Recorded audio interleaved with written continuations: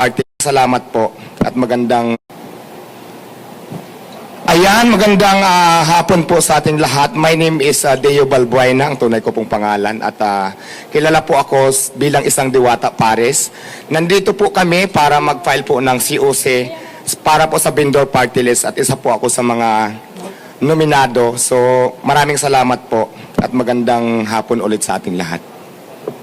So ayan, ang vendor party list po ay ito po ay samahan ng bawat maninindang Pilipino na alam ko po na marami ng party list pero ang vendors po kasi wala pa po talagang nagre-represent para po magkaroon ng boses ang bawat maninindang Pilipino. Kaya po nandito kami ngayon para tumayo bilang isang boses ng bawat maninindang Pilipino. Hindi lang po dito sa Manila kundi sa buong Pilipinas po. So ang kasama ko po ay ang aming founding chairman. Nandito po sila. Kasama namin si Tita Malolipana, Sir Lawrence Pisigan at si Ma'am Cheryl. So, ayan, kami po ang kumakatawa ng vendor party list. So, maraming salamat po sa inyong lahat. Okay. May mga katanungan sa Medjanoy, no? Sige po. Magtatanong? Question, please. Dwight Plapler. Clarification lang, sir. Pang-ilang nominee po kayo ng pang-ilang nominee po kayo ng vendor po ba o vendors po? Vendors party list po kami. Vendors party. Opo. At pang-ilang nominee po? Pang-apat po. Bali pang-apat po ako. Pang-apat po. Opo. At kung makapasok po ang Diwata, sorry. Ang vendor, sorry. Kung makapasok po ang vendors sa Congress, ano po yung specific legislation na gustong i-push ng inyong grupo? Ayan, ang advokasya po kasi ng vendor party list ay tulungan iangat ang bawat maninindang Pilipino. So, yun po. Magtatayo kami ng kooperatiba para na kung saan mas hindi mahirapan lumapit yung bawat maninindang Pilipino. Tapos, mayroon din kaming gagawin mga advokasya namin na yung mga vendors na kailangan natin iayos, lalo na po katulad sa akin, dati lang po ako street vendors, doon po, yun po ang isa sa mga tututukan ko din para po yung walang mga pwesto, pwede natin tulungan para magkaroon ng mga pwesto, abot lang din sa kanilang makakaya. So, ganon. Sino pa po? Meron pa magtatanong? Wala na. Sa ABS-CBN po may magtatanong. Hi, magandang hapon, Diwata. Sino yung first three nominees ninyo?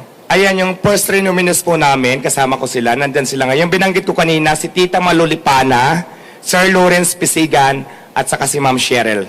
So, sila po yung tatlo. Oo, bakit ikaw yung mas pinagsalita nila ngayon? Kasi alam ko din naman na mas marami magtatanong pag nandito para sa akin. Kaya ako yung umakyat talaga. Nag-voluntary para umakyat dito na ako na lang yung magsalita. Okay. Tapos isa na lang, Diwata, yung vendors party list, kapag nangyari na natuloy sa Kamara, ano specifically yung isusulong yung panukalang batas? Kasi marami ng party list groups ang nagre-represent sa mga maralita, sa mga mabababa na mga ang trabaho o ang kabuhayan, ika nga. Ayan, ang mga batas na tulad ng sinabi ko kanina, na magkaroon, kasi diba sa dami ng party list, pero wala pa po kasi nagre-represent ng vendor party list. Nandito kami ngayon para maging boses sa lahat po ng mga vendors, para tulungan po, magtulong-tulong kami para may angat po ang mga vendors sa buong Pilipinas. Okay. Meron pa pong magtatanong? Robert Mano.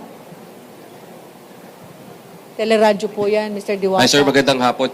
If ever lang ba mabigyan kayo ng pagkakataon na makapagsilbi, makakuha kayo ng pwesto sa Kamara pagdating ng halalan sa Mayo, paano ninyong hahatiin yung oras ninyo? Let's say for example, dahil nominado din po kayo dito, kahit na pang-apat kayo, it would entail a lot of works, di ba? Kailangan nyo pong pag-aralan yung mga panukalang batas na isusulong ninyo. Hindi po ba magiging hadlang ito para doon sa mga negosyo nyo naman na pinapasok ngayon? Hindi po, kasi sa business ko bilang isang Diwata Pares, may mga tao naman po ako na nag-handle na mapapagkatiwalaan ko. Kaya yung oras ko, kaya naman po i-divide kung saan dapat So, So, binibigyan nyo ng garantiya yung publiko na ano po ang mas focus ninyo ngayon na dahil tinanggap ninyo yung nominasyon, yung pagtitinda po natin, pagiging vendor o yung mga advocacies at panukalang batas na isusulong ng inyo pong party list group?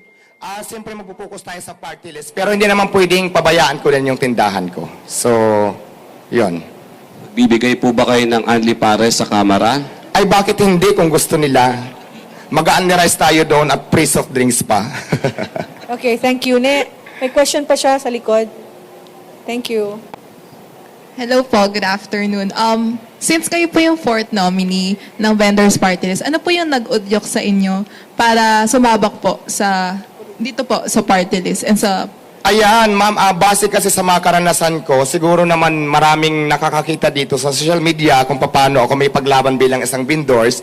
Noong nakilala ko po si Vendor Party List, talagang hindi ako nag-atubili na sumama sa kanila para ipaglaban ang karapatan ng bawat maninindang Pilipino. Nang intensyon lang naman namin ay mabuhay ng patas na ito lang yung kaya namin gawin. So yun po, maraming salamat. Thank you. Please. Sir, good afternoon po. Amor Santos po from Newswatch. Sir, ano po sa tingin niyo yung magiging bentahe po ninyo sa pagtakbo ninyo sa halalan? Considering na tama po ba, first time po ninyo nasasabang Yes, politika? first time po. Ano po yung parang mai-offer nyo na bago sa publiko para makumbinsi po sila na bumoto para sa Vendors Party List? Ayan po, kasi ang advocacy talaga ng vendor party list para po sa lahat ng vendors, para nga tulungan yung mga vendors, yung mga nagtitinda, kasi di ba pag vendors tayo, importante talaga yung puhunan. Hindi kasi makapagtinda kung wala kang puhunan. Isa pa yan sa mga advokasya namin na dapat namin gawin pag binigyan kami ng pagkakataon para makaupo dyan sa pwesto. So, yun po. Sa batas po, paano po iyon? Gusto nyo pong magkaroon ng batas na magbibigay ng puhunan po sa mga vendors? Paano po ba yung specific yung bill? sa batas kasi, ito kasi yung dapat bilang isang vendor talaga kasi naranasan ko talaga kung paano talaga makipaglaban sa mga, di ba, nakiklearing tayo. Ang batas na gusto kong gawin, tapos lalong-lalo na po yung sa karanasan ko din na medyo yung permit medyo napakahirap, yun kasi ang naisip ko. Gusto ko mag-implement ako ng batas sa pag-aralan na para mas mapadali. At susunod tayo sa batas talaga, pero yung hindi mahirapan yung bawat maninindang Pilipino na kagaya lang naman sa akin, mga small business lamang po kung tawagin. So parang ganun po yung naisip ko.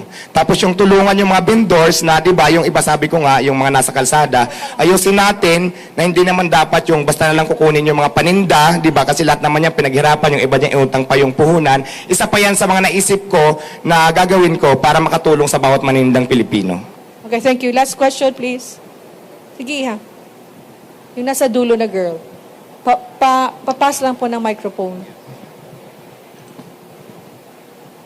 Question lang po, paano nyo po nakilala ang Vendors Party List? At kayo po ba ay voluntary na sumama po na maging fourth nominee or inimbitahan po kayo? Voluntary po akong sumama kasi last year ko pa silang nakilala, tapos yun nga, napag-usapan namin regarding sa vendors. Ako mismo yung voluntary sumama kasi gusto ko din talaga, tulad ng sinabi ko kanina, na magkaroon ng boses yung bawat maninindang Pilipino para ipaglaban din naman yung karapatan ng bawat manininda. Kaya po sumama ako ng kusa sa kanila para mag-volunteer. So yun po, ma'am. Maraming salamat. Maraming salamat. Okay, sino pa po? Sir, isang question lang. Can you tell us yung background lang po ng Vendors Party List? Kailan po siya finorm? Ayan, yung vendor party list po, Samahan ng Manindang Pilipino. Nag-umpisa ito nung June 24, 2022. Tapos na-registered namin ito nung January 10, 2024. So, yun, doon po nabuo ang samahan namin. Ang mga miyembro nito ay street vendors, tapos yung mga nagtitinda sa palengke. Tapos mayroon din naman, member kami na hindi siya vendors, pero ang willing silang tumulong sa mga vendors din na may angat yung bawat manininda. So hindi lahat ng member dito, mayroon din mga ilan-ilan na hindi sila literal na nagtitinda. So, pero ang advocacy is para makatulong sa bawat maninindang Pilipino. Thank you po. Sir, thank you po. Sir, magpapicture. Yung ano po, dali niyo dito sa gitna. Yan. Pera po kayo. Bababa po. Pera kayo.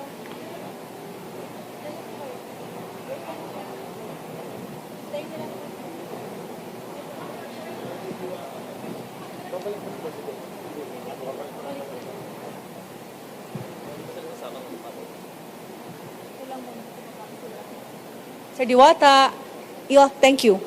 Ito na, join ka muna sa party mo.